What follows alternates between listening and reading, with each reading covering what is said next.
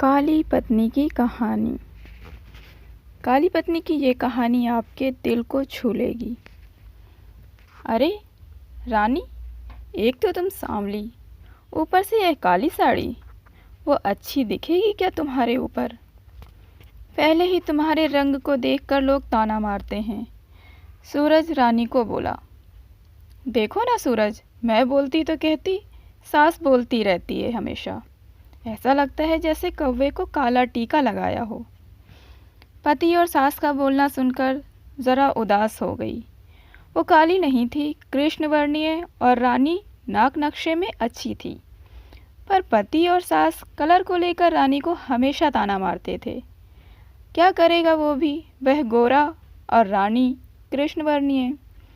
लोगों का क्या, वो तो नाम रखने में पीएचडी होते हैं। ब्लैक और वाइट जोड़ी बोलते थे दोनों को। सूरज का मन वैसे साफ था। रानी को अगर कोई कलर को लेकर बोलता तो उसे ज़रा भी अच्छा नहीं लगता था, इसीलिए वह भी थोड़ा बहुत बोल देता था ताकि वह जिद ना करे। लेकिन जब वह बोलता था तो उसे इस बात का पछतावा होता था। उसकी माँ घर में हमेशा कड़वाहट रखती थी। आज भी वैसे ही हुआ। घर में उत्सव के माहौल में सुबह जब सास ने रानी से बात की तो वह थोड़ी घबराई हुई थी। उसका चेहरा भी शांत था। सूरज वास्तव में खुद पर शर्मिंदा था। अपराधी की तरह बैठने के बजाय वह काम के लिए बाहर गया। कई सारी महिलाएं काली साड़ी पहनकर सड़कों पर चल रही थीं। सभी गोरी ही थीं ऐसा नहीं था, लेकिन उन पर वह काली साड़ी अच्छी लग रही थी। सूरज काम की जगह पर गया। उसका बचपन का दोस्त निखिल और उसका पूरा परिवार साथ में था। जान पहचान हुई तभी पीठ के पीछे से निखिल की पत्नी आई। वह भी काली सांवली ही थी। काली साड़ी पहनी थी उसने। पीछे से एक आवाज़ आई, प्रज्ञा दीदी, अच्छी दिख रही हो आप। आपकी साड़ी भी अच्छी है और आप भी। प्रज्ञा के चेहरे पर खुशी आई। उससे ज़्यादा निखिल खुश हो गया था। सूरज निखिल को कौतूहल से देख रहा था। निखिल ने वह देखा और जाना। वो सूरज के सवालों को हल करना चाहता था। निखिल ने सूरज से सीधे ही पूछ लिया, पूछो तुम्हारे मन में जो भी है, मैं तुम्हें उसका उत्तर देने के लिए तैयार हूँ। सूरज पहले हड़बड़ाया, फिर वह बोलने लगा कि नहीं नहीं, ऐसा कुछ भी नहीं है। निखिल ने सूरज से कहा, तुम मुझे नहीं जानते कि मैं लोगों का मन कितने अच्छे से पढ़ सकता हूँ। तुम तो मेरे बचपन के मित्र हो। तुम्हारे मन की बात भला मुझसे कैसे छुपी रह सकती है? निखिल आगे बोला, चलो ठीक है, तुम्हारा सवाल भी मैं ही बता देता हूँ। तुम यही सोच रहे हो ना कि मेरी पत्नी जो रंग से काली है और आज उसने काली साड़ी पहन रखी है, फिर भी वह और मैं इतना खुश कैसे? सूरज सब कुछ शांति से सुन रहा था और कुछ भी बोल नहीं पा रहा था। निखिल बोला, काला रंग ऐसा रंग है जिसमें दुनिया का कोई भी रंग मिला दे वह कभी नहीं बदलता, यानी कि किसी और रंग की संगत में वह अपना अस्तित्व कभी नहीं छोड़ता। इसी प्रकार प्रज्ञा भी दिल से एकदम उस कलर के जैसी है, कभी भी रंगीन ना होने वाली लड़की है। वे अपनी मर्जी से जिए, यही मुझे लगता है। मैं उसे खुश देखना चाहता हूँ। लोगों का क्या, वह तो बैठे ही हैं बुरा भोला बोलने के लिए। गोरी औरत रही तो छिपकली बोलते हैं, काली होती है तो चूहा या कौवा बोलते हैं। क्या क्या नहीं बोलते लोग। ताना मारने वाले मारते रहें, हमें हमेशा खुश रहना चाहिए।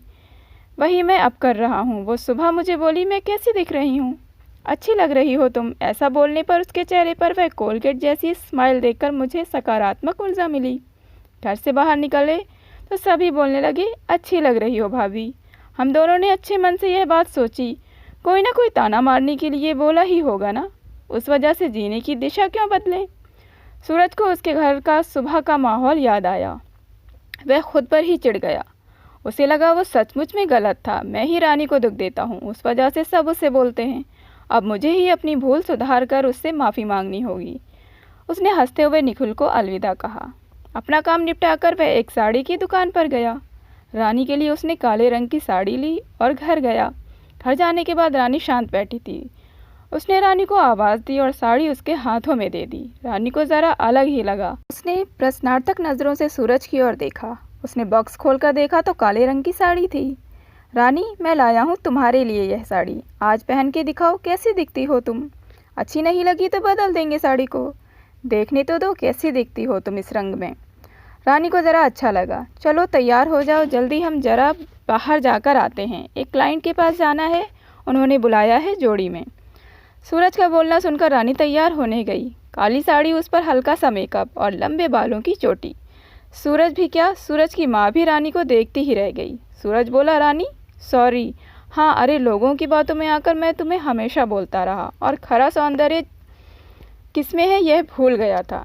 रंग दो ही हैं यह जानकर फिर जीना छोड़ दें क्या? अपनी खुद की पसंद छोड़ दें क्या? तुम्हें काली रंग की साड़ी पहनना बहुत अच्छा लगता था ना, पर मैं हमेशा तुम्हें टोकता रहा। अब मुझे समझ में आया, किसी भी रंग में रंगते वक्त मन साफ हो तो खूबसूरती निखरती है। तुम जैसा चाहती हो वैसे ही जियो, मैं कभी भी तुम्हें नहीं बोलूँगा। और हाँ, सचमुच सुंदर दिखती हो तुम, तुम्हारे रंग पर अच्छा खिलता है यह काला रंग। रानी के चेहरे की लाली और भी ज़्यादा बढ़ गई थी। यह बात सुनकर शर्मा कर वह सूरज को बोली, क्या आप भी? सूरज ने रानी का मुस्कुराता हुआ चेहरा देखा और उसके बदले हुए विचारों से सूरज खुश हुआ। मन ही मन में सूरज ने निखिल को धन्यवाद किया, क्योंकि यह परिवर्तन निखिल के शब्दों द्वारा हुआ था। खूबसूरत दिखने के लिए खूबसूरत दिखना ज़रूरी नहीं है, बल्कि खूबसूरत सोच होना ज़रूरी है। इंसान का अगर मन सुंदर है तो इससे कोई फ़र्क नहीं पड़ता कि वह किस रंग का है। कहानी आपको कैसी लगी कमेंट करके ज़रूर बताएं। चैनल पर अगर नए हैं तो प्लीज़ मेरे चैनल को ज़रूर से सब्सक्राइब करें, ये बिल्कुल फ्री है। Thank you, thanks for watching.